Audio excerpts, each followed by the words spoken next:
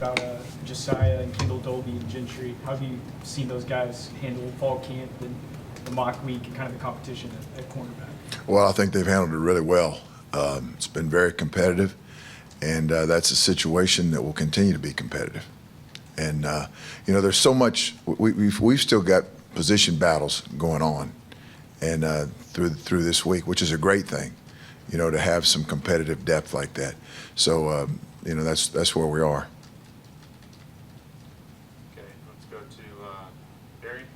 Yeah, Ted, we're year 2 with you and Brent here. Yeah. How is your relationship, not personal, but the professional relationship evolved? Is it different now than it was this time last year?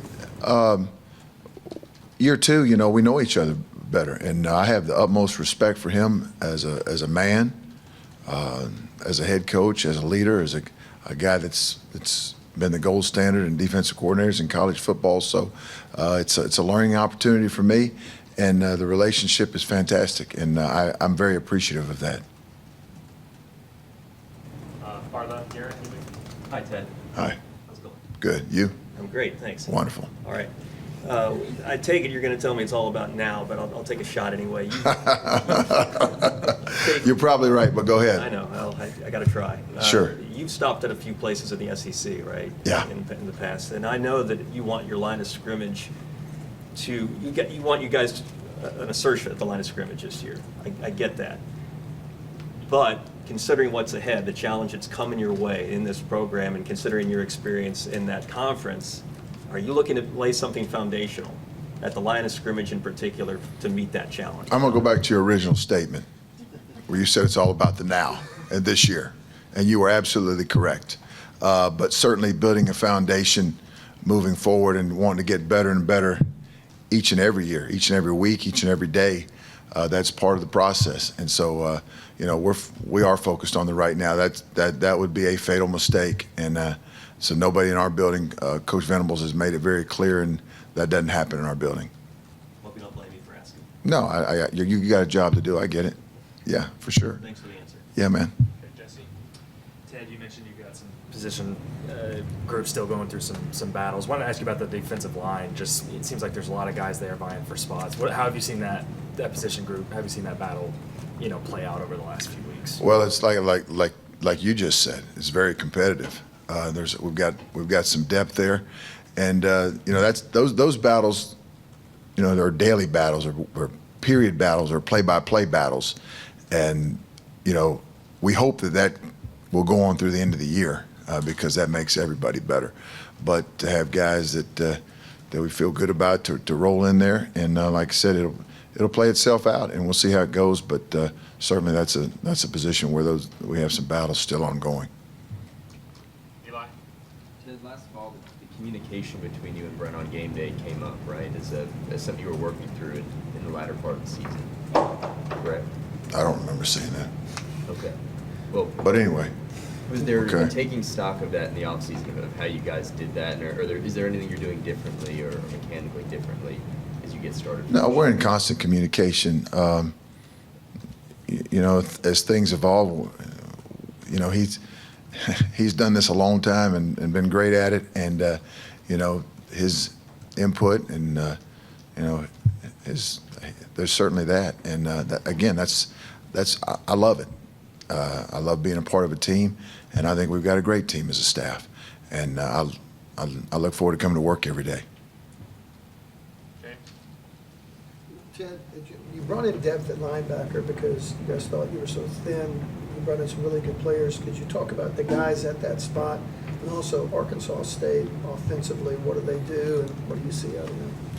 Well, you just again, there's some ongoing competition, and we've got some guys that we've mixed and matched different combinations at times just to give guys opportunities to play with different people against different groups, and as a result of that, there's been a lot of growth. As far as Arkansas State goes, they've got 7 returning starters on offense, a transfer quarterback, transfer receiver that led Syracuse in receiving, also a great punt returner. So it's every week's a challenge. Every week's a challenge, and this is certainly no different. And we have a lot of respect for them, and know that they're going to come in here and give us their best shot, and it's up to us to give them our best shot, and that's what we're focused on. Going across, Eric. Coach, can you talk a little bit about Nason and just his growth, learning a new system coming from Indiana, and also the cheetah position in general, the battle that's going on right now? Yeah, you know, that position has a very long job description, you know, and you've got to be multi-talented. You can't be a one-dimensional player there, a one-dimensional linebacker to play there. And it's, again, he and Justin have pushed each other this off, certainly last spring, this off season, and now into fall camp. And as a result of that, it's made both of them better, and as a result of that, it's made us better. And again, that's a good battle, and you know, with the variety of roles that we ask those guys to do, so it's been good for us. And I'm real proud of Desan. I think that he has come in and worked his tail off and has picked things up quickly. And he's a smart football player that's got great length, and you know, it's going to be a good player. What's it like seeing brothers? I mean, being an older brother on the team, what's that about? You'll have to ask him that. I'm not his brother, but he and Day, you know, they love each other. They're brothers, man, and that's cool to see as a coach, as a dad. And I'm sure, you know, it's really cool for their parents to see as well. Sure. Yeah, Ted, just building off of some of the questions that you've been asking about the defensive line, how comfortable are you with that group going into Saturday? And maybe compare that to how you felt after the bowl game at that position, when you obviously made it a priority to upgrade there, and specifically the way that the returners have handled that increased depth, increased competition. Well, it's been a win-win. The new players we added were certainly good players that have going to fighting to get every rep, and the guys that were here, it's made them better. And they approached it mentally in a very good way. They welcomed it. They didn't they were very welcoming and welcomed the competition, and as a result of that, it's raised the level of everybody. Do you wonder about that when you go through a process like that, about how those guys are going to handle it? We got great kids here, but certainly team chemistry is a big deal. And, you know, now with the transfer portal being, you know, a part of college football that's not going away anytime soon. But the cool thing about our locker room is that if guys come in and they can help make our football team better, our guys are very welcoming and appreciate that. Sure. Jenny? Ted, I was wondering about Reggie Pearson. He's a guy who comes in with 30-plus starts in Power 5 football. What does it mean to have a guy of that level of experience come in the secondary? And then I'm just curious sort of what you've gotten to know about him, just his personality, sort of the character, the personality brings to the table. Well, he's very prideful, and takes coaching really well. He wants to be coached. He's a very coachable guy, and obviously the physicality that we all know about, and him as a person, very humble. He's a married man, got married, so between that and the humbleness, he's got a level of maturity that maybe some guys may not have, but you know, he should. He's older. Yeah. George? Ted, you got a handful of freshmen in Josiah, Peyton, and PJ that feel like guys that can maybe step in and contribute from day one. How do you handle getting them in and getting them some real playing time, especially on Saturday? Well, here's our philosophy on playing time, is that if you earn the right to play, you're going to play. And certainly you want to be able to play them in every situation. But, you know, that's our philosophy on them as far as if they're going to play, yeah. Do you feel like those three are ready to play? Yeah. As ready as we want them to be? No. But, you know, I think they've come a long way from when they first got here, and they've made tremendous strides, and all of them have a very bright future. Far right, Ryan Chapman. Back to the linebackers, you mentioned the ongoing battles. Has that got you guys to a point where you feel like coming into the season you've got a lot more depth you can actually roll out there on Saturdays as opposed to tasking Danny with so many snaps like last year? Yes.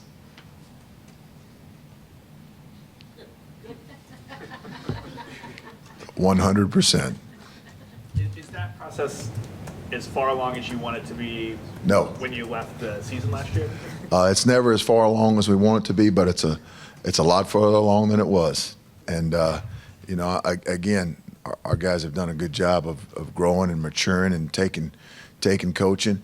And so much of the offseason certainly is devoted to your upcoming opponents, but it's also self-scouting. What have we got to get better at? What are the specific areas that we have to get better as a unit, as a position group, and also as an individual player.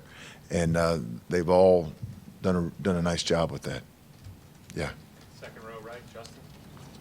Yeah, I know you can't talk about specific names, but on the recruiting trail last play, you guys got some really good, talented guys with Oklahoma connections. Can you talk about just the importance of retaining those in-state talent? Well, I think that if you ask anybody, any coach that coaches college football, they all want to own their own state, and it starts with that. And certainly, Coach Venables' philosophy here is that. So, I think that it's going well, and going to continue to go well and get better. Time for three more. Left side, third row, Randall.